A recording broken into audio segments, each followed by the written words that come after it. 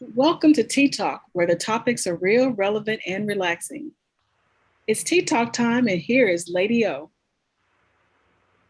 All right. Thank you, Tracy. And hello to each and every one of you. And I am so happy to be here today. As you see, I am wearing purple lipstick, which I typically don't do, but it's for a special occasion. Today, we're going to be talking about lupus. And this is Lupus Awareness Month. And today, you're going to become very well versed and aware of what lupus is, what it's not, how to handle it if you're going through it. We're going to give you some symptoms and some things to do to make yourself very comfortable in the presence of someone with lupus, and also be able to say the right things and do the right things. Okay. So today is Lupus Awareness Month. The whole month is, and the color that you will see around a lot is purple because that is their color. And so you'll see some of my team today, they're wearing purple, and that's in honor of all of our family and friends who have lupus. And we want to make them feel loved. And so we celebrate them today. So help me celebrate all of the lupus ladies and gentlemen. I guess, and I don't even know if that's the thing, if men have it or not. That's going to be one of my questions because I have family and friends, but I don't know all of the answers. So what we're going to do first of all is I've got a little PowerPoint here that we're going to go through real quickly, and then I'm going to introduce you to all of my friends. So let's look at the first slide. As we said, May is Lupus Awareness Month, and it's all purple. And then, so what is lupus? Okay. And let's see, hold on a second, do that. Okay. So it's an autoimmune immune disease commonly diagnosed between the ages of 15 and 44. And it's 90% of the patients are women. And that's what I talked about earlier, because I don't know any men with lupus. And so maybe our guest today will be able to tell us of some, but all of them that I know are women. So it does affect 90% of the patients are women. And Black people are at higher risk. Now we want to see why is that? Maybe they'll be able to tell us. And it's treated by a rheumatologist. Most people test positive to an ANA blood test that they can do. And this other one, hydroxychloroquine, is most common. It's the most common medication. And if I butcher that up, they'll help me get it right. But the thing about lupus is that it can affect many parts of your body. And on the slide before, it had some of those particular places that we can go back. Just okay, yeah. So it can affect your skin, your heart, your kidneys, your blood, your muscles, your joints, many different places it can affect. And so we'll let them tell us about how that happens and maybe how it affects them. Okay, next slide, please. Some facts about lupus. Okay, lupus is a chronic autoimmune disease that can damage any part of the body. While anyone can be diagnosed with lupus, 90% of the people are diseases are women, and we said that before. Lupus symptoms can range from mild to life-threatening and should be treated by a doctor. So if you have it, don't try to treat yourself. Go to the doctor and get properly cared for. Women of color are 2 to 3 times more likely to be diagnosed, we said that before, and have worse symptoms. We get it. I tell you, us Black women, we just can't get a break, can we? Okay. On an average, it takes nearly 6 years for people with lupus to be diagnosed. And that's a long, long time. If you need more information after this show, just make sure you look up lupus.org slash Heartland, and you can get more information because we just have an hour show.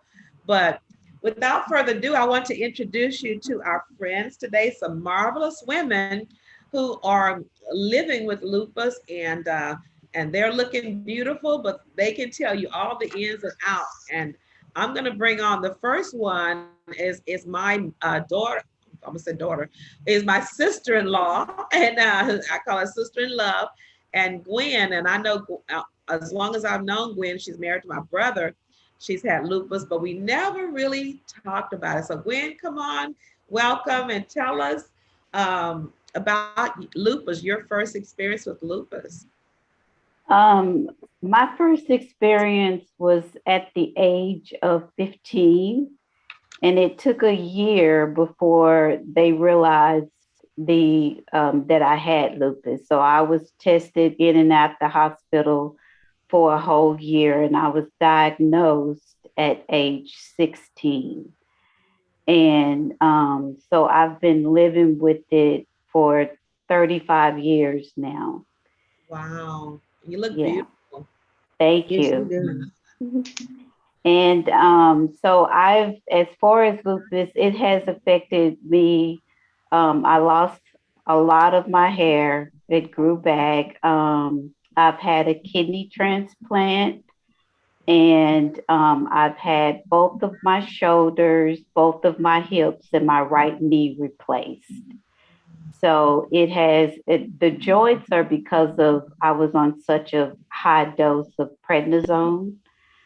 So that's what tore up my joints. But my doctor did tell me once I was diagnosed that they were probably going to tear up every joint in my body, but they were going to save my life. So I'm glad that I was able to, get my life saved, because back then they didn't know much about lupus. So it was good to know that she was fighting for my life. And yes, men can get it. Men are more prone to get it also. Okay, wow. Well, I didn't know it was that young when that you've been dealing with it that long, but from what I'm hearing, what you're saying is very important to listen to your body and go get medical help. And so Yes, because you went to get medical help, you were properly diagnosed.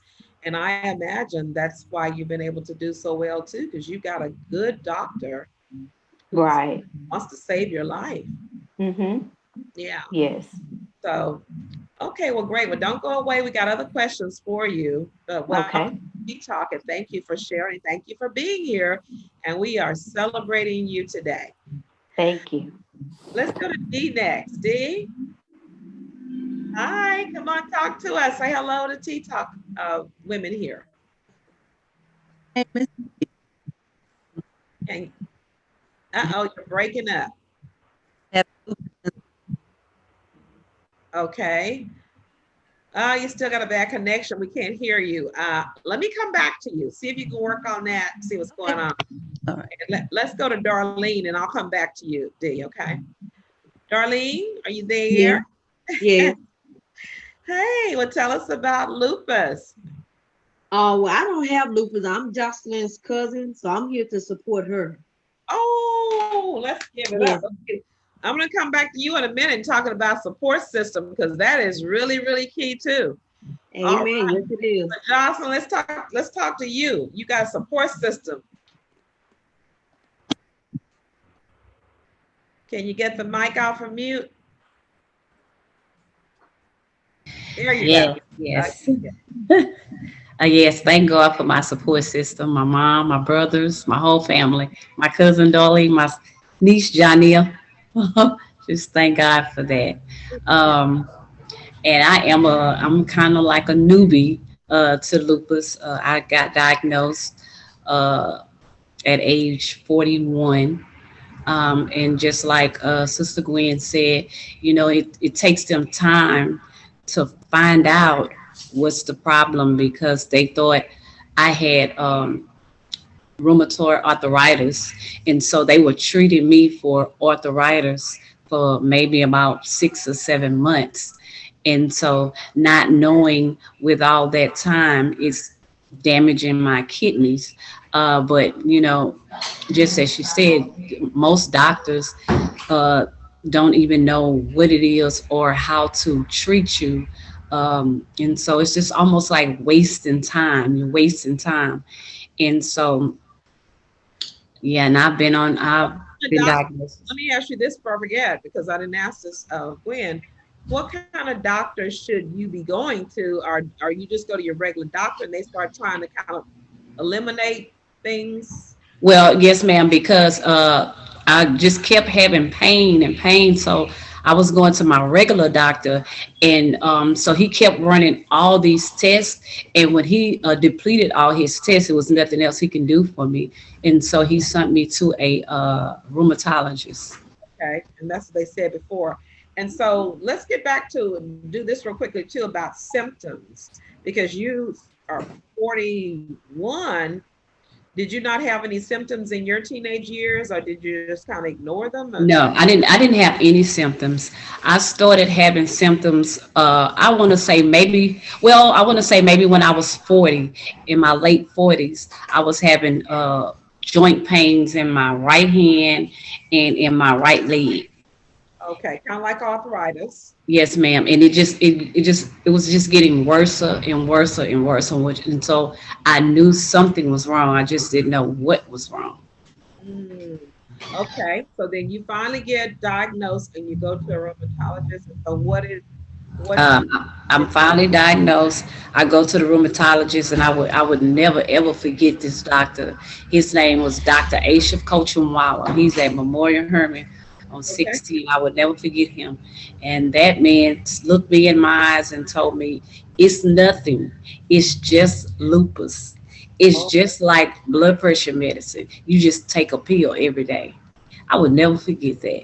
But that is so not true. comforting. Yeah. I know That you've is been so scared to not true. death, and for him to say it's just lupus, I It's mean, that kind of just calms lupus. fear down, anxiety Yes. there. Oh, Yeah, that's what he told me. But, I had to find out on my own, and I did. And so I just had a rough journey. It's been very rough, to where I also have kidney failure. I just um, was diagnosed with kidney failure last year. And so now it's been a year that I have to take dialysis. And so I am waiting on a kidney.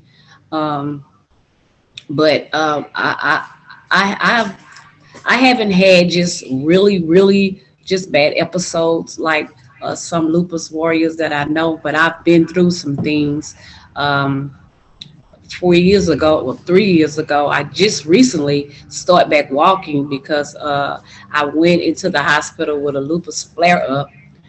So my side was just aching real bad, and then I walked in, but then I didn't come out to 3 months later, and so I had to learn how to walk again. I mean, I couldn't do anything, and so I'm just really kind of getting my walking and regimen and everything back.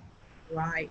Well, you said a word there that I have heard several lupus survivors, warriors say a flare up because it can just you be going well and something just flares up the next day. Do you find Yes. that to be the case? Yes, ma'am. And it's so often, and that's why, just like you said, it's so important for you to have family and friends that really understand, because this disease is you it's so unpredictable. I can wake up in the morning and I can feel just fine, but by noonday I can just be sick as a dog. And some people would tend to say that she just want attention, and it's not that at all. I'm glad you said that because I know one of the things that we have experienced with African American women that they say that they don't get the care they need from doctors because they think you're just faking, you're wanting attention. Oh, suck it up. You ladies know how to take pain or whatever. So I can just only imagine what you going through too. And as a young woman, both of you all are young, and we're going to talk about that in a minute about your family and your having children and having to do your chores around the house, cleaning up. So be thinking about something because you're going to be encouraging somebody else. Because I know that this particular disease can be very um, disappointing and unpredictable, sometimes even depressing. So Mhm. talk about that too, because you want to encourage somebody else. Because if you're on that kind of roller coaster that's so serious, I'm sure sometimes you might get a little bit down, and that Uh, support system is yeah, I do. I have my days. Everybody look at me and they think I'm always so happy and jolly and cheerful. But I have my days. I have those days where I'm always asking, God, why me? Why me? And then so I just surround myself with a lot of positive people that can pour into me, when I'm weak and when I need help. And like I say, my family, that's my biggest supporter, especially my mom, and even in her sickness, just is my biggest supporter. And I always have people that I can talk to, and that will make me laugh and will make me cheer up. We will ponder on the things that I used to do.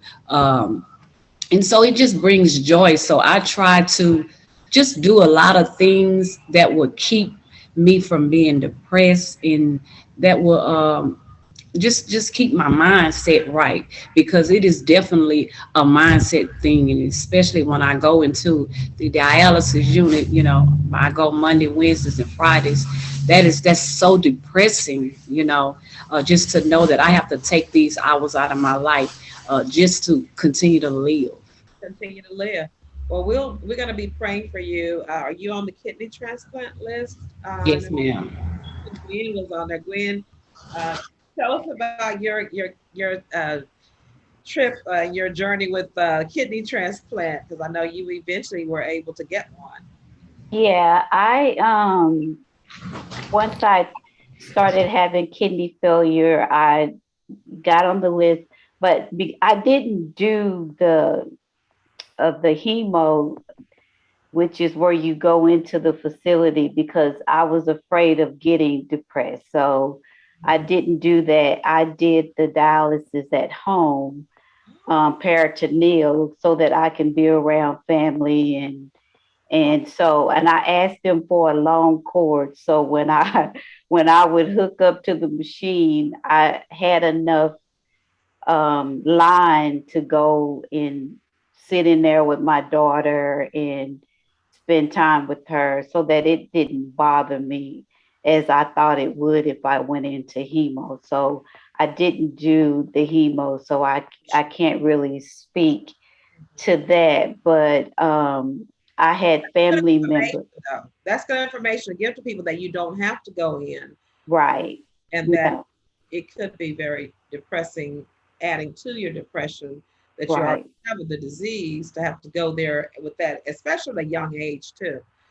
Exactly. Yeah. And so I chose the peritoneal, and my family all went in and got tested to donate to me.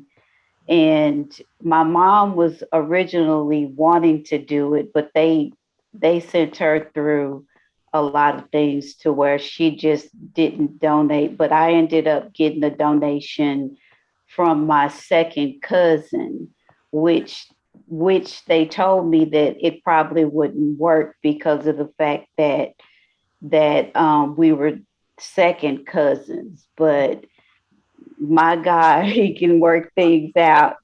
So Oh, she went in, and she was a perfect match. wow. And so she donated her kidney to How me. many years ago has that been? Because it's been a little while too, right? Yeah, it's been 6 years. 6 years. I remember that. Mhm. Well, let's Yeah. hear from Dee. Did you get your voice computer? Let's see if we can hear you. Better. Able to- Not yet. You may have to go on your phone to do it. If what is happening is, or either get closer to your internet. You have to get closer to your internet, because you start a sound and then you cut off. You can try it one more time and see. Is that right, y'all? Am I telling it right? Yes. Can you hear me? I can hear you. Go ahead. Um, No, it's not going to work. Okay, somebody try to help Dee coax her through getting everything ready, maybe on the phone and just having the voice, because I do want to hear your story, Dee. Okay, so Johnny, can you come on now? Or Hi. you are that beautiful hat and all that hair. Tell us your story, Johnny. Well, I'm a supporter as well. My auntie is Jocelyn. Okay. And yeah, I'm just here supporting her. So she got a whole village come to support her, huh? Now, y'all say one more time. Let's see. Do I have another person who is, um, dealing with the lupus? I want to get them on first. If not, then I'm gonna go to my supporters. Y'all help me because I don't know who's who. Is there anybody else on this except for D? Is D a supporter or a warrior? She's a warrior. Okay. You want to get your phone and just, Tisha, can you just talk to her how to dial in? And then if she turns her volume off, we can hear her sound through her phone. She just can't have them both on. But we'll come back. Okay, now, so tell me about the support group.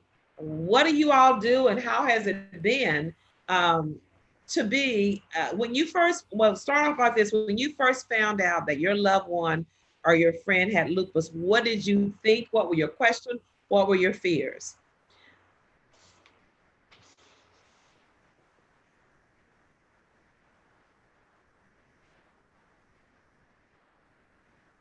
You sure? I think it's fine. You're not putting on your thing you had on last night, the brown one. I'm sorry, guys. Who's going first? Darlene, let you go first, Darlene. Oh, all right then. First of all, Jocelyn, she's like one of my favorite cousins. I'm the oldest in the family, so they look at me as like the mother figure of them. Uh-huh. Anything that she feels, I feel. Okay. So, I mean, we stay on the phone a lot of times. We talk about different stuff. I always try to keep her lifted up, with her spirit and everything. And like she says, sometimes she does have her good days, and sometimes she does have her lower days and things like that. And people look at her like, that she's having a good day, or you just pick it up. How do you know? I know. I just know. You're there, you're feeling her, so you know this is not a good every day, all day, like 4-5 times a day. Okay. I mean, Okay. we have a good relationship, and that's what everybody in our family.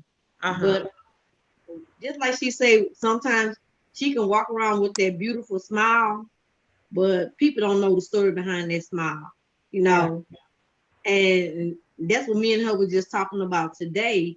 Even with her smile, she kind of feels like she allowing Satan to take that away from her. And I try to explain to her, you can't give in to him. Right. Because Right. that's what he wants to do. See, his mission is to destroy her, to destroy the beauty that she has. Right. And she has a beautiful spirit, and she cannot allow him to come in because, like you said, they're the spokesperson for the lupus. So she represents not only lupus, but she also represents Christ. Exactly. Come on now. So she can't go around looking defeated, you know. And like she said, sometimes she feel like people talking about her and stuff. So that's all in your mind. Yeah. Well, That you have to understand that people, and I heard y'all say this earlier, and we all kind of know it, but I think it's very important to know you have to be careful who you allow around you. The village around you needs to believe in you and support you and know that they can come in talking about all of the sad, drab stuff or asking scary questions or whatever. And so I think that it's good that you guys are around her, but what have you ever had anybody that was negative around you? And how do you handle negative people or people who can kind of take you there? I don't know if that's for the work, the help working warriors. that's a gospel right there. Okay, go ahead. Who's talking?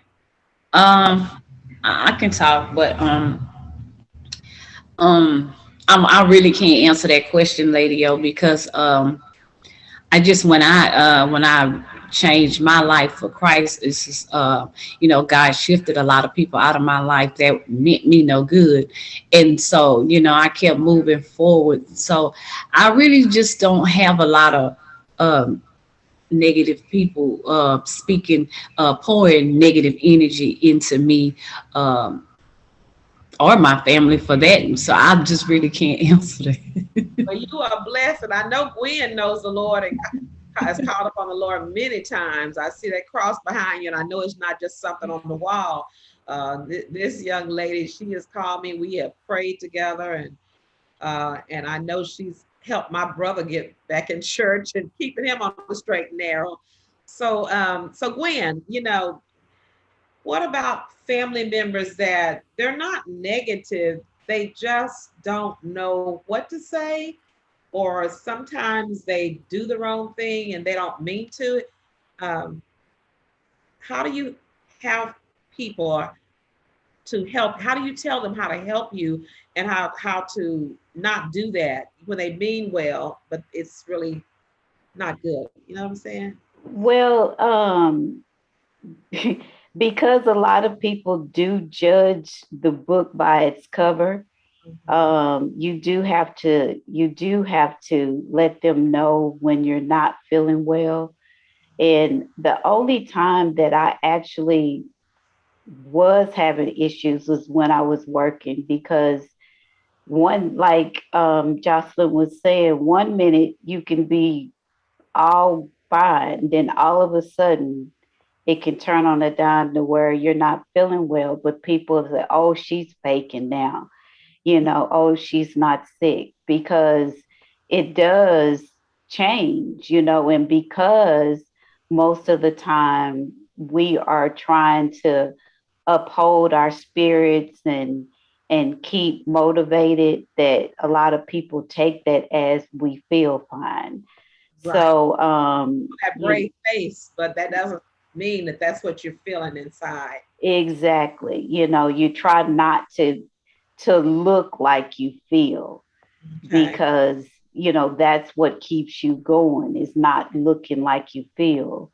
Mhm. And so because I've been dealing with this so long, my family members pretty much have seen me go through a lot. So when I tell them I'm not feeling well, or share with them that, if I'm 1 minute okay and 1 minute I'm not, they pretty much understand, because they've seen me go through a lot.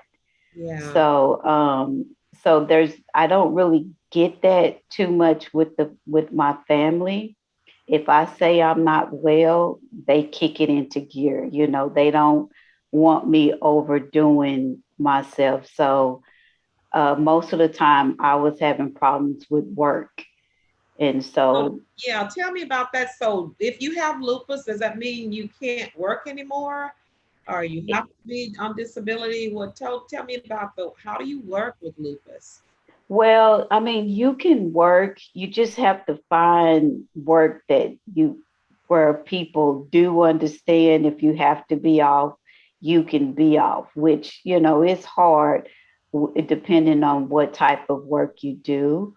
I'm on disability, but I actually do work. I was working also, but I worked from home, which really is the easiest thing for me, is working from home. And I was doing customer service, Mhm. so it wasn't something that required a lot of me walking around. Yeah, it wasn't strenuous.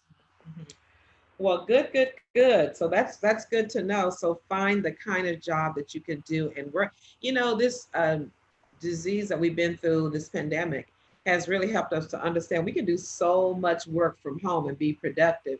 And like I said, when you're at home, if you need to sit down or lay down or whatever, you can kind of still do your work and pace yourself. So I think that's a good note to see. D, are you ready? Let's check you again. Oh,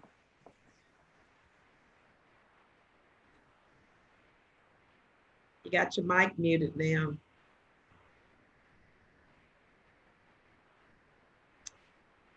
Okay, team. Yeah. Okay, D, try it. No. D, I gotta hear your story. You got to get on the telephone.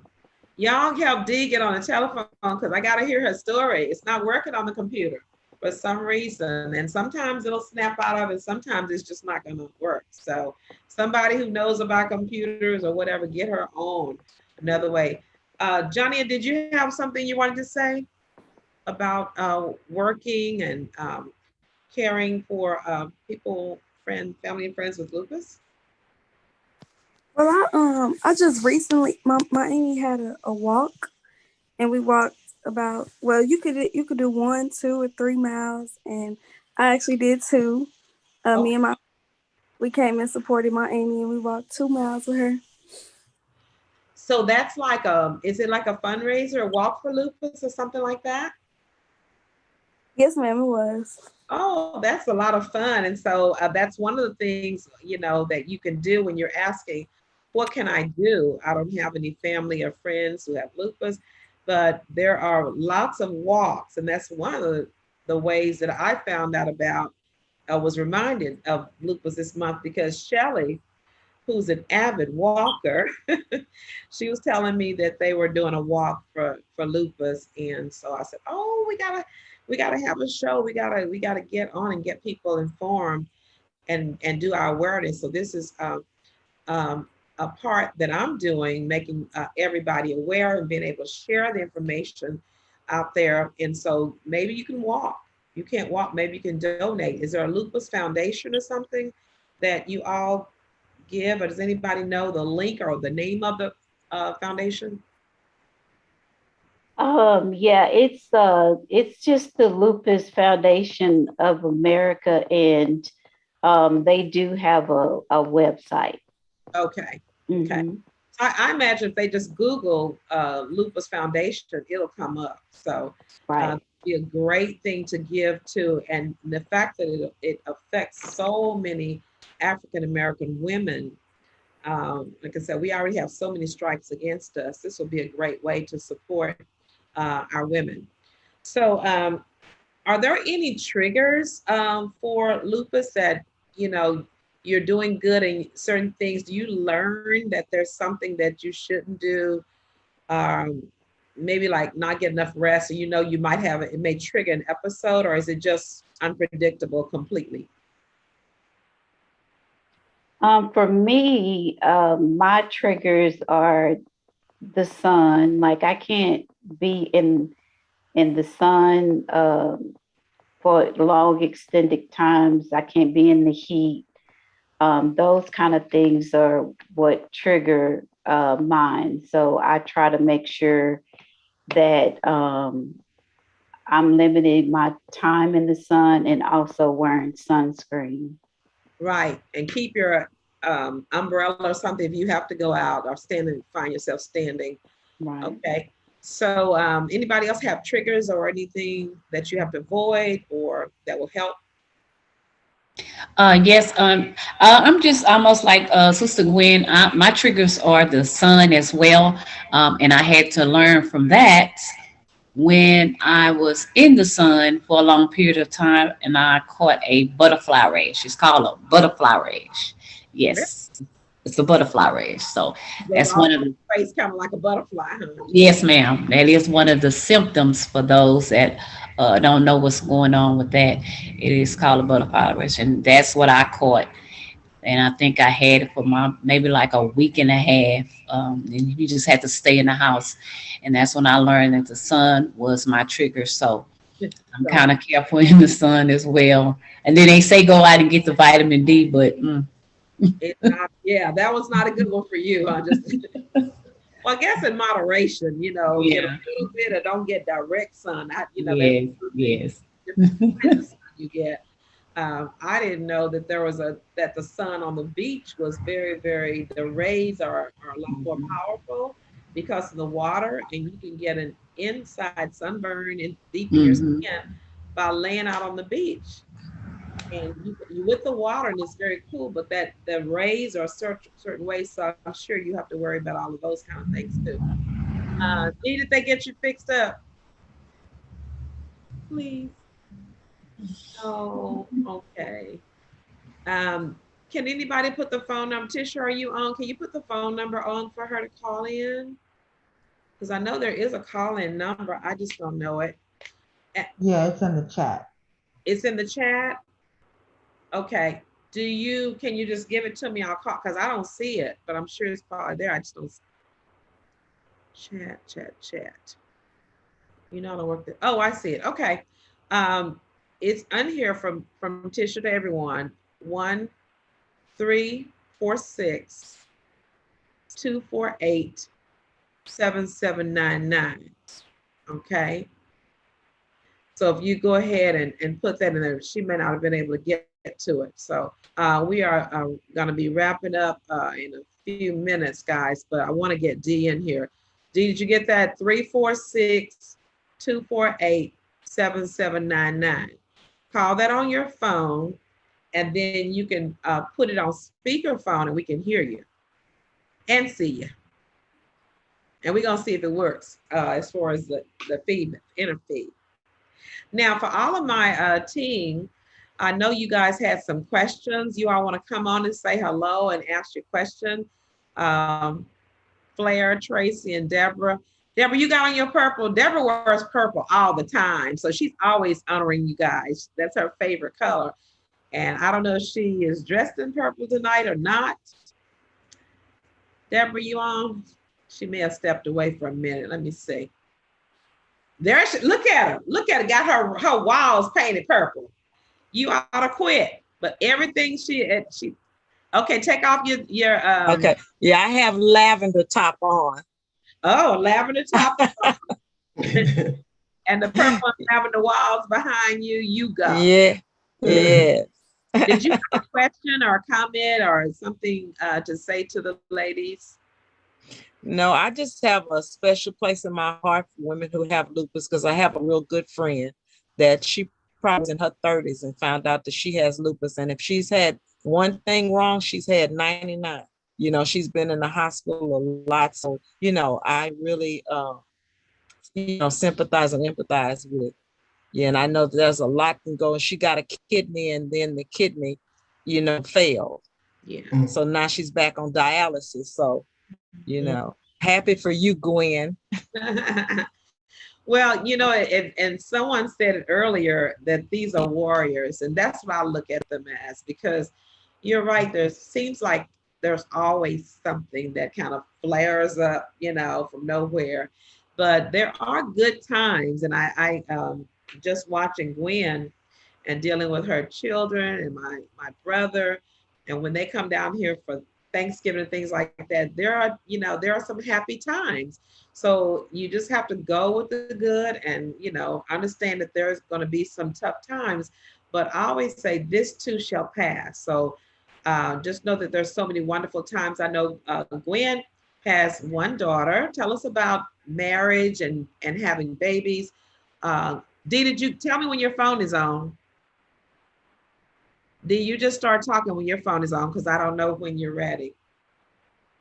Okay, Gwen, go ahead and tell us about marriage. And when you were with lupus, did you ever think, oh, I may not get married, or I may not have children? What were your fears about becoming an adult woman? I didn't think I would get married. I definitely didn't think that. I knew that I wanted kids, but they told me that I wouldn't be able to have kids because of the fact that the medication that I was on, it wouldn't be good to have children, and I couldn't come off the medication. But I did ended up getting pregnant, and my doctor was not happy. I think he was more afraid because I had been seeing him since I was 18. So when he found out that I was pregnant, he was like, if you do this again, I won't be able to see you again. So I think he was more afraid for me than, being mean. So But I ended up getting pregnant, and the whole pregnancy, it was tough. I was, having some hard times to where even they thought that she would have Down syndrome. And so I had to go through the amniocentesis where they stick the needle in your stomach. And so they pulled me in the room and they were like, if this it comes out to be that she has Down syndrome, would you want to terminate? And I was like, no. If she does have Down syndrome, I'm still gonna love her the same. So they really wanted me to terminate pregnancy, but I was determined. I came off my medication and I just fought through it. And I ended up having a healthy baby girl. She gave me a hard time, but she came out, she came out healthy and Cute as a button, and she just graduated college, and so yeah, I mean, a normal little girl, and all yeah, her little ways as a teenager. yes, she is. She's a healthy girl, and Right. I stay on her to stay up with her doctor because lupus is hereditary. So I want to make sure that if she has symptoms, if something is going on, that she's staying on top of it. But so far, she is not having any complications. Praise the Lord. And that was going to be Hmm. my last question was, is it hereditary? Because I didn't know the answer to that. So it is hereditary. Yes. But you don't know that you're passing it until the child is far along and you have to do the amniocentesis to find that out. Right, right. Right, good. Anybody else want to share a DJ? Whenever you're ready, D, you just start talking because I'm going to stop whenever you start that I can hear you. Are you speaking in your cell phone? Okay. So you know what the problem is with you then? The problem is your speaker is not on because if you can hear yourself, we still can't hear you, but we can see you. So tell you what we're gonna do now. Can one of the other ladies give her your number, Tisha, or somebody let her call and be on your speakerphone? Because her speaker is not working. Yeah, she's on my phone. Okay, come on, Dee, tell us your story. I first started having at 19. I started off with skin rash, joint pain. Then I went into having a pregnancy, which flared me up real bad. But back at the time when I found out I had lupus, they didn't know much, especially for Black women. But now I'm 55. I'm on the transplant list and on the list for a heart. And all of this has been because of lupus. But I will say I have a good support team with my family. Jocelyn at dialysis. So it's good to know that it's someone, that actually are going through what you're going through. So we keep in touch and motivate each other. But I do want to let people know that stress will cause you to have flare-ups. And if you're not with the right kind of doctor, it will cause a problem for lupus. Because they told me for many years I had rheumatoid arthritis, and it wasn't, it was lupus. And it's no one in my family has it, so I can't say it's hereditary. But I do know that it's been some bad times, but I didn't have more good times. Yeah. So when I meet someone and they say they have lupus, I try to talk to them and interact with them and change phone numbers. But the main important thing is you have a skin problem, joint pain, hair falling off. As a female, I would ask for you to please try to ask them to check for lupus. Because a lot of times we go years and years and we don't know, what we have. But that's good information. For the most part, people see me, I try to just let them see me being happy, but every day is not happy days. But you gotta kind of motivate yourself. Yeah. But it's just You pray know, about it and get you a when, support group. right. When you said that, I thought about Yolanda Adams, that encourage yourself in the Lord. And one of the things that I have heard from all of you here, that you all you have the Lord in your life, you have a prayer life, and you have to encourage yourself in the Lord. And that gives you the strength to be able to go through what you're going through, because we know it's not hard. And Dee, you just mentioned something I wanted to ask you about. You said support groups. Are there support groups that you all are, or do you create your own, or are there official support groups that you can join? Group that you can join. Now, I have thought about it, started one, and it's like every time I start, I end up having some issues in the hospital. But it is something that I want to start, and like on my side of town in the area I'm in. And so I'm probably going to get with Jocelyn and maybe, find out some things. But yeah, they have support groups you can go to. Good, good, good. And so do you like check with your doctor, or are you checking with the Lupus Foundation, or how do you find out about groups? With the Lupus Foundation on their website. Okay.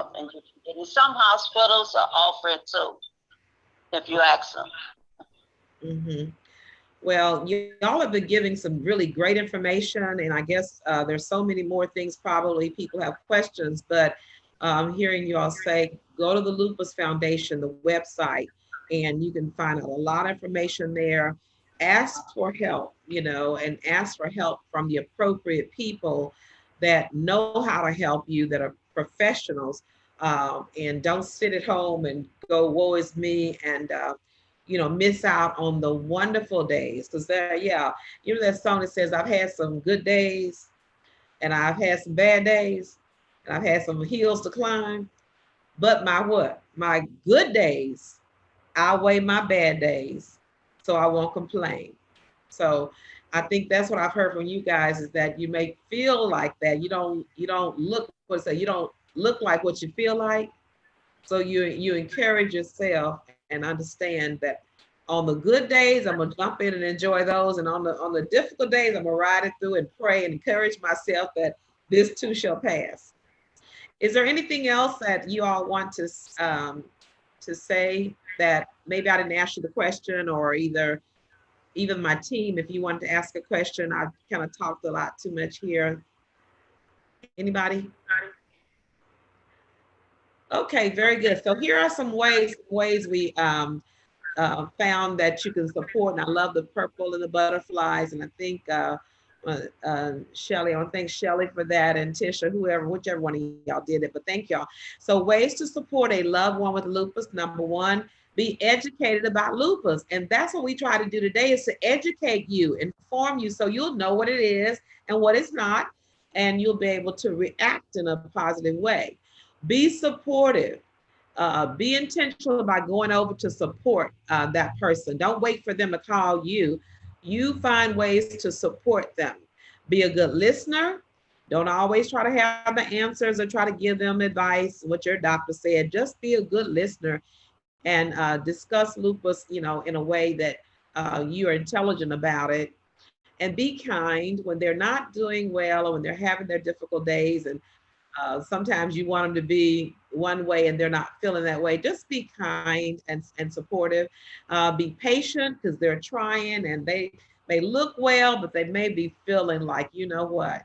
Be understanding when they can't help do the dishes or help clean up or cook or whatever it is you want them to. Just be understanding with whatever they are saying that they're going through. Be helpful. Be humorous. I heard somebody say that earlier. Come over with some jokes. Don't come over with no sad stuff. Make me laugh. Give me something to take my mind off of what I'm going through already. And be loving. Hugs. Don't hug too tight. It may be a part that's too sore, but just be loving and just be there. I think that's the last one they said. Just be there. Don't be at your house and saying, call me if you need me. No, just be there. They need us so, so much. And, if you're out of town, just pick up the phone and call them. Say, hey, how you doing? I was thinking about you. I do that for Gwen. I'll just call her every once in a while and say, hey, I'm just thinking about you. How's it going? And pray with them. I would say pray with them, and pray for them when you're not with them. But also when you call them, give a prayer or give them one of those little books that kind of talks through the day, that they can pray themselves and read something encouraging. Well, listen, that's our time for today, and it has been wonderful. Remember to wear your purple, and share when you're wearing this purple. Share with people why you're wearing this purple, and so then that will, start a conversation, so that you can do what I'm trying to do today, is share the knowledge, inform them, and help them to be a better warrior, or either a better supporter. That this is my time, guys. It's up, but we could go on and on and on. But thank you, all of my guests, for being here today. God bless you. You are wonderful warriors, and we will be praying for you every day and checking on you. Love you guys, and I'll see you next Sunday at Tea Talk with Lady O at 3 o'clock. Bye bye for Thank now. you. Bye bye. Thank y'all for coming.